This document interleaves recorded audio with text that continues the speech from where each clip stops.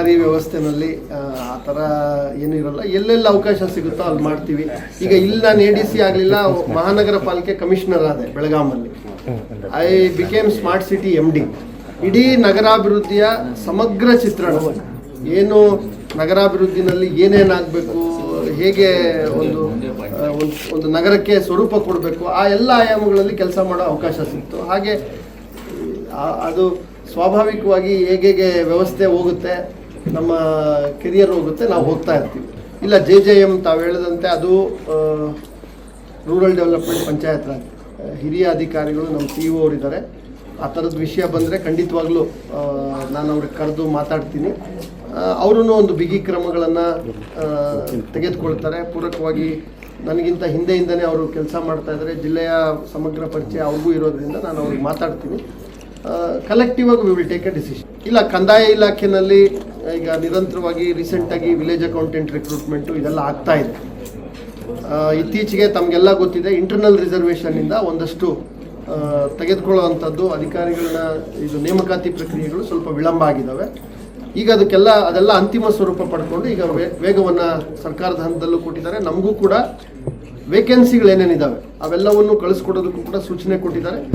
ಅವೆಲ್ಲ ಇಲಾಖೆವರು ಅದನ್ನೆಲ್ಲ ನಾವು ತುಂಬುವಂಥದ್ದು. ಈಗ ನನಗೆ ವಿಮೆನ್ ಆ್ಯಂಡ್ ಚೈಲ್ಡ್ ಅದನ್ನು ಜಿಲ್ಲಾ ಮಟ್ಟಕ್ಕೆ ಕೊಟ್ಟಿದ್ದಾರೆ. ನಮಗೆ ಪವರ್ಸ್ ಇದೆ.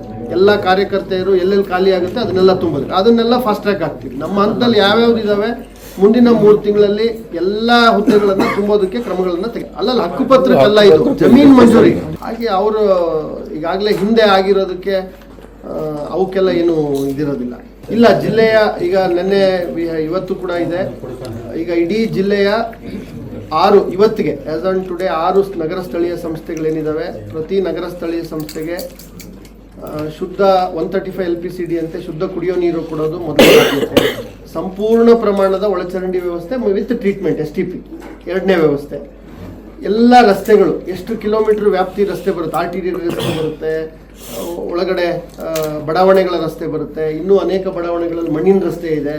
ಈ ಥರ 3 ಕ್ಯಾಟಗರಿಗಳಲ್ಲಿ ಸಮಗ್ರ ರಸ್ತೆಗಳ ಅಭಿವೃದ್ಧಿ, ಚರಂಡಿ ಅಭಿವೃದ್ಧಿ, ಇವೆಲ್ಲವೂ ಕೂಡ ನಮ್ಗೆ ಆದ್ಯತೆ. ಅದನ್ನೆಲ್ಲ ಪಟ್ಟಿ ಮಾಡಿ ಅದಕ್ಕಾಗಲೇ ನಿರ್ದಿಷ್ಟ ಯೋಜನೆಗಳಿದ್ದಾವೆ. ಒಳಚರಂಡಿ ವ್ಯವಸ್ಥೆಗೆ ಯೋಜನೆ ಇದೆ, ಕುಡಿಯೋ ನೀರಿಗೆ ಯೋಜನೆ ಇದೆ. ಎಲ್ಲೆಲ್ಲಿ ಕೊರತೆ ಇದೆ ಅವನ್ನೆಲ್ಲ ಯೋಜನೆಗಳನ್ನು ಸಿದ್ಧ ಮಾಡಿ ಸರ್ಕಾರದ ಜೊತೆ ಸಮಾಲೋಚನೆ ಮಾಡಿ ಮಾನ್ಯ ಸಚಿವರ ನಿರ್ದೇಶನವನ್ನು ತಗೊಂಡು ಅವ್ರ ಕಡೆಯಿಂದ ಅದನ್ನೆಲ್ಲ ಅನುಮೋದನೆ ಮಾಡಿಸುವಂಥದ್ದು, ಮಾನ್ಯ ಶಾಸಕರುಗಳ ಸಹಕಾರವನ್ನು, ಅವರ ನೇತೃತ್ವವನ್ನು ಆಯಾ ತಾಲೂಕುಗಳಲ್ಲಿ ಅವರು ವಹಿಸ್ತಾರೆ. ಸೊ ಇವೆಲ್ಲದರ ಜೊತೆಗೆ ಕೆಲಸ ಮಾಡ್ತೀವಿ. ಖಂಡಿತವಾಗ್ಲೂ ಒಂದು ತಿಂಗಳೊಳಗಡೆ ಏನೇನು ಆಗಬೇಕು ಶಾಶ್ವತವಾಗಿ ಆ ಪಟ್ಟಿಯಂತೂ ನಮ್ಮ ಜಿಲ್ಲೆಯಲ್ಲಿ ಸಿದ್ಧ ಆಗುತ್ತೆ.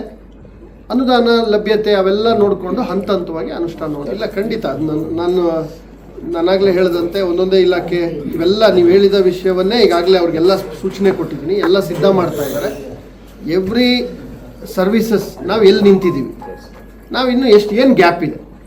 ಉದಾಹರಣೆಗೆ ತಮ್ಗೆ ಹೇಳಬೇಕು ಅಂದರೆ, ಈಗ ಕುಡಿಯೋ ನೀರು ಅಂದರೆ 135 ಲೀಟರ್ ಒಬ್ಬ ವ್ಯಕ್ತಿಗೆ ಶುದ್ಧ ಕುಡಿಯೋ ನೀರು ಅವನ ಮನೆ ಬಾಗಿಲಿಗೆ ಕೊಡುವಂಥದ್ದು. That is the service level bench mark. ಅದನ್ನು ನಾವು ಮುಟ್ಟಬೇಕು ಆ ಗುರಿನ. ಈಗ ಎಷ್ಟು ಮನೆಗಳಿಗೆ ಕೊಡ್ತಾ ಇದ್ದೀವಿ, ಎಷ್ಟು ಮನೆಗೆ ಕೊಡ್ತಾ ಇಲ್ಲ, ಆ ಗ್ಯಾಪ್ ಏನಿದೆ ಅವೆಲ್ಲ ನಮಗೆ ಗೊತ್ತಾಗ್ಬಿಡುತ್ತೆ. ಆ ಗ್ಯಾಪ್ಗೆ ಏನು ಯೋಜನೆಗಳನ್ನು ರೂಪಿಸಬೇಕು ಅದನ್ನು ಮಾನ್ಯ ಶಾಸಕರುಗಳ ಹತ್ರ, ಸಚಿವರ ಹತ್ರ ಕೂತ್ಕೊಂಡು ಅದು ಎಷ್ಟೇ ದೊಡ್ಡ ಯೋಜನೆಗಳಾಗಲಿ, ಅನುದಾನ ಇದೆ, ಯೋಜನೆಗಳಿದ್ದಾವೆ, ಅವುಗಳನ್ನು ಮಾಡಿಸುವಂಥದ್ದು. ಈ ಥರ ಪ್ರತಿಯೊಂದು ವಿಷಯವಾಗೂ ನಾವು ಮಾಡ್ತೀವಿ.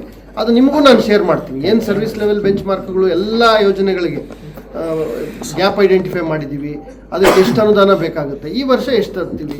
ಈಗ ಇದು ಅಭಿವೃದ್ಧಿ ಅಂತಕ್ಕಂಥದ್ದು ಇದು ನಿರಂತರ. ಓವರ್ ನೈಟ್ ಒಂದೇ ದಿನ ನಾವೆಲ್ಲ ಮುಗಿಸ್ಬಿಡ್ತೀವಿ ಅಂತೇಳಿ ಯಾರೂ ಹೇಳೋಕ್ಕೂ ಆಗಲ್ಲ, ಇದು ಮಾಡೋಕ್ಕಲ್ಲ. ಆದರೆ ನೈಜವಾಗಿ ಆಯಾ ಯೋಜನೆಗಳನ್ನು ಬಳಸ್ಕೊಳ್ಳೋ ಅಂಥ ಕೆಲಸ ನಾವು ಮಾಡ್ತೀವಿ.